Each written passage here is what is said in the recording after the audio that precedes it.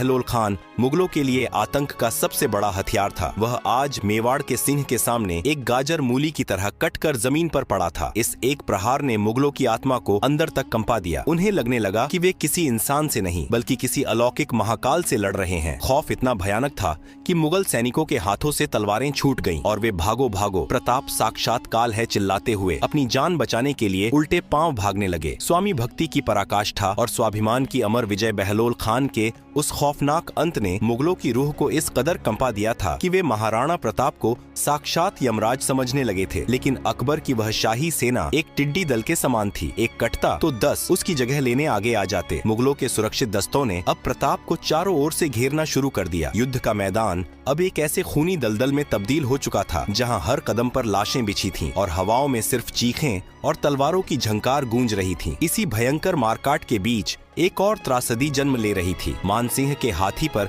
उस अकल्पनीय प्रहार के दौरान हाथी की सूंड में बंधी उस जहरीली और भारी तलवार से चेतक का एक पिछला पैर बुरी तरह कट चुका था। मेवाड़ के उस दिव्य अश्व की नसों से रक्त की धार फूट पड़ी थी। कोई भी साधारण घोड़ा इस असहनीय पीड़ा में उसी क्षण दम तोड़ देता, लेकिन चेतक की रगों में भी तो उसी मेवाड़ का पानी बह रहा था। 3 पैरों पर होने के बावजूद वह स्वामी भक्त अश्व अपने दर्द को पी गया और अपने राणा को बचाने के लिए हवा के वेग से दुश्मनों को चीरता रहा। प्रताप के शरीर पर भी अब तक अनगिनत घाव लग चुके थे। उनका फौलादी कवच खून से लाल हो चुका था। मेवाड़ के सूर्य को इस तरह मुगलों की विशाल भीड़ के बीच घिरता देख प्रताप के एक परम निष्ठावान सरदार झाला मान का राजपूती खून खौल उठा। उन्होंने समझ लिया कि अगर आज राणा को कुछ हो गया तो मेवाड़ का स्वाभिमान हमेशा के लिए अनाथ हो जाएगा। अपनी जान की परवाह किए बिना झाला मान दुश्मनों की भीड़ को चीरते हुए साक्षात काल की तरह राणा के पास पहुँचे। उन्होंने बिजली की फुर्ती से महाराणा प्रताप के सिर से वह राजसी छत्र और मेवाड़ का मुकुट उतार लिया और उसे स्वयं पहन लिया। महाराणा, इस मातृभूमि को आपकी आवश्यकता है। मेरे जैसे 1000 झाला इस मिट्टी पर कुर्बान हो सकते हैं, लेकिन मेवाड़ का यह सूर्य आज अस्त नहीं होना चाहिए, झाला मान ने गरजते हुए कहा और राणा को